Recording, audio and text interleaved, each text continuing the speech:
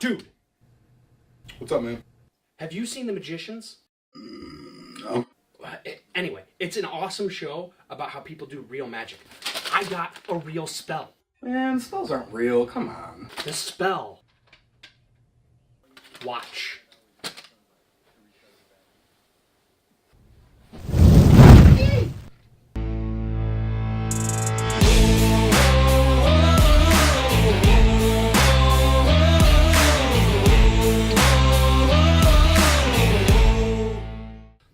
Hello and welcome to the first episode of Behind the Scene, the show that gives you a look behind the scenes on VFX, Makeup, costume design, and set design. and pretty much anything else we want to cover that's film related. So, we shot a scene this week, We did. and it's the first week, so it's the first week you're seeing a scene from us. And I don't know what I'm doing, but... Mike's a little nervous. This is his first time hosting a show. Technically, it's my first time hosting a show, but no, it's not. Come on, man. So the scene this week was an homage to The Magicians, which Mike hasn't seen. I haven't seen it. I'm sorry, guys. It's an awesome show. It's on Netflix. Check it out. So the basis of the show is people who do magic. So we did some magic today. And we're going to talk about this magic right about now. Okay, so each of these tutorials is going to be sped up because this process does take quite a bit of time. So on this one, as you can see here, I have a pre-done through PowerPoint, and I removed the background on this little image here. I just put together some Viking runes and some circles to make this little image here. We're going to apply a glow to that image, and I like this like fiery orange color with a secondary of yellow. And then I just go through, honestly, and I play with the settings. I like that luminous, whatever that's called. And as I go through the settings, like I said, I keep on playing with them. I'm giving this a radial fast blur to make it so it's not as sharp, because I would think that magic in the air floating wouldn't be sharp. So I play with the settings here, give it some more glow just to make it how I want it. And then I played with the opacity just to make it look more magic-y. And as you can see there, I made it so the opacity went from nothing to 100%, so it slowly appears as I'm doing that hand gesture. And I also put in a spin on it. Or I am putting a spin on it, so as it appears, it's spinning right there. So then I'm going to duplicate this layer for the next clip right here. In the very beginning, all I was doing was moving that around, and I'm going to move it around in 3D space here. This has to be a 3D object for that. And I'm going to move it around in 3D space to get it exactly where I want it, and give you that perception that it's actually floating there. So that's what I'm doing right here, is I'm playing around with those settings to get that positioned where I want it. Oh, and I'm also messing with the glow a little bit, because this angle, the glow needs to be a little bit different, in my opinion. So now I get it right where I want it. And as my hands move, I'm going to set some keyframes to have the object move with my hands. So, yeah, there we go. It's going to move like that. Right there. Just like that. And then I set it so it went from 100% to 0% opacity.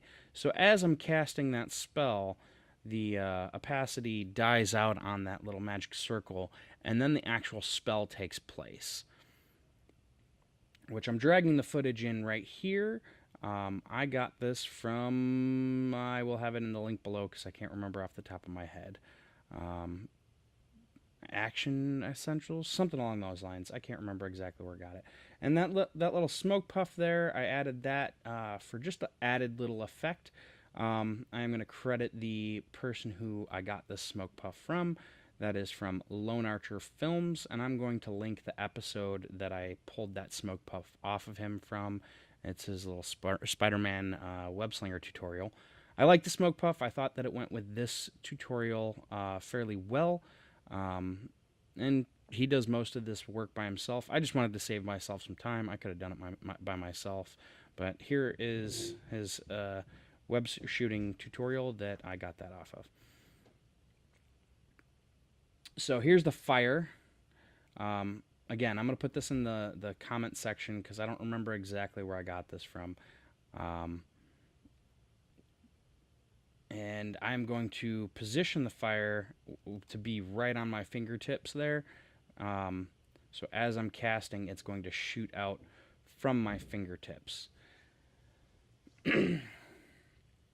So I add an adjustment layer here on the fire layer, or on a duplicated layer of the film itself. And I'm going through and keyframing and moving the frames, or I mean the outline of the mask, not keyframe, mask. I'm going to move the outside of the mask to go along with the fire and expand a little bit. This is going to be how we get a glow around the fire. So first thing is I'm going to go up to color correction and contrast and brightness. I'm going to add some brightness and quite a bit of contrast here just to give that effect. And then I'm going to feather it out so it looks more natural. And then I'm going to add curves. And I'm going to bump up that red and bump down the blue to give it that orangey tone that goes along with the fire. So the fire is creating that on the wall. So this effect is almost done at this point. But as you can see right here, I duplicated that fire layer and I'm going to drag it down onto the TV. And I'm going to mask out just the TV. This is going to give us a reflection. And I'm going to pull in closer here right about now. So you can see exactly how that's going to look. I mean, honestly, with this very, very short clip, it's not something that you're going to notice, but it does help sell that effect. And it looks really good, I think. I tried it on screen, but I liked it better on ad. And I bumped down the opacity on that duplicated fire layer, so it looks like it is a reflection on the TV. And that's the final effect. All right, so that's the show for today. We're going to do our wrap-up and announcements. It's going to be every week. Mike? Wait, what?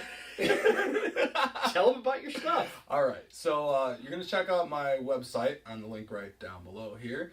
I'm a self-taught makeup artist. You could check out some of my work. Again, I've never watched any tutorials. I can't speak properly, but I've never watched anything on YouTube how to do any of these looks. I just basically pick up a brush, pick up the paint, and I play around, see what happens. Schooling sometimes, Me, on the other hand, I have been watching tutorials, I don't even know how many, 6 years now. Holy crap. Cheater. Hey. He's a cheater. Hey. 6 years trying to get to the point where I'm at right now going to school. I got to wherever I could, and I couldn't get any further with tutorials and such, so I am now going to Full Sail University. And here's my website. As well, we have a website for the show, as we should, and that link is right here, right there. And on that page, we have our donor page. Yes. It doesn't cost a lot of money to keep this show going, but Myke is a makeup artist. He needs the makeup. He needs the tools for the makeup. We're going to be doing some prop making. We're going to be doing some costuming. Maybe here and there we'll do a set design. Come on. We're going to do lots of set design. Well, we'll see. If I have my way. If they give us money. So give us money. Yes. Donor page. So if you have any questions or you just want to know how to do something, go ahead and go to our website, which is again here, and click on the Contact Us page and submit that question. And don't forget to like and subscribe. Bye.